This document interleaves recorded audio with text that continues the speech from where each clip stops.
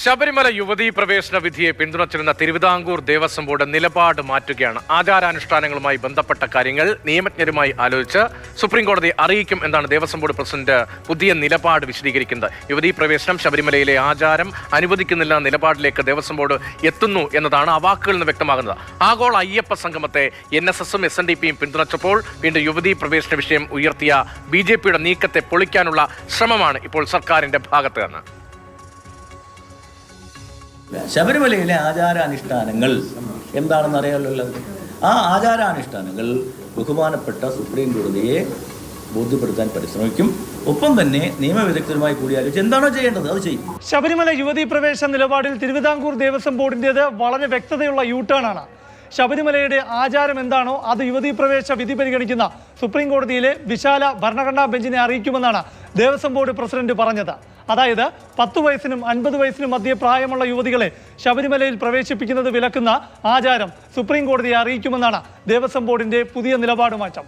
എന്താണ് ദേവസ്വം ബോർഡ് യുവതീ പ്രവേശ വിഷയത്തിൽ സുപ്രീം കോടതിയിൽ അവസാനമായി പറഞ്ഞ നിലപാട്? അത് സർക്കാരിനൊപ്പമുള്ളതായിരുന്നു. അമ്പലത്തിനകത്തേക്ക് പോകുന്നതിന് സ്ത്രീകൾ തയ്യാറായി വരികയാണെങ്കിൽ ആ പോകുന്നവരെ തടയാൻ പറ്റുമോ? സാധാരണ നിലക്ക് അവർക്ക് പോകാനുള്ള അവകാശമുള്ളതല്ല. സ്ത്രീകൾക്ക് പ്രവേശനം അനുവദിക്കണമെന്ന് തന്നെയാണ് സംസ്ഥാന ഗവൺമെൻറ്റിൻ്റെ നിലപാട്. അതിനനുരോധമായിട്ടുള്ള തരത്തിൽ ഗവൺമെൻറ് സുപ്രീം കോടതിയിൽ അഫിഡവിറ്റും നൽകി കഴിഞ്ഞിട്ടുണ്ട്. ശബരിമല യുവതീ പ്രവേശ പുനഃപരിശോധനാ ഹർജി 2020 ഫെബ്രുവരി 6 വിശാല ഭരണഘടനാ ബെഞ്ചിന് മുൻപാകെ വന്നപ്പോൾ ദേവസ്വം ബോർഡും സംസ്ഥാന സർക്കാരും യുവതീ പ്രവേശത്തെ സ്വാഗതം ചെയ്തതാണ് ഒടുവിലത്തെ നിലപാട്. ദേവസ്വം ബോർഡിന് വേണ്ടി രാകേഷ് ദ്വിവേദി പറഞ്ഞത് യുവതീ പ്രവേശത്തെ അനുകൂലിക്കുന്നു, പുനഃപരിശോധനാ ഹർജികൾ തള്ളണം, എല്ലാവർക്കും ക്ഷേത്രപ്രവേശനത്തിന് അധികാരമുണ്ട്.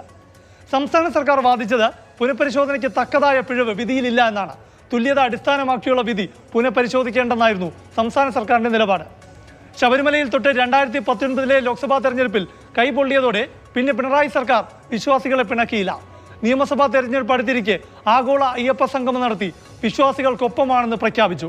യുവതീ പ്രവേശ വിഷയത്തിൽ സംസ്ഥാന സർക്കാർ നിലപാട് മാറ്റിയതിനാൽ NSS ഈ വിഷയത്തിൽ സർക്കാരിനൊപ്പമാണ്. ഇതോടെ ആഗോള അയ്യപ്പ സംഗമത്തെ എതിർത്ത് ഒറ്റപ്പെട്ട BJP യുവതീ പ്രവേശ വിഷയത്തിൽ നിലപാട് മാറ്റണമെന്ന് പുതിയ തുറുപ്പിറക്കി.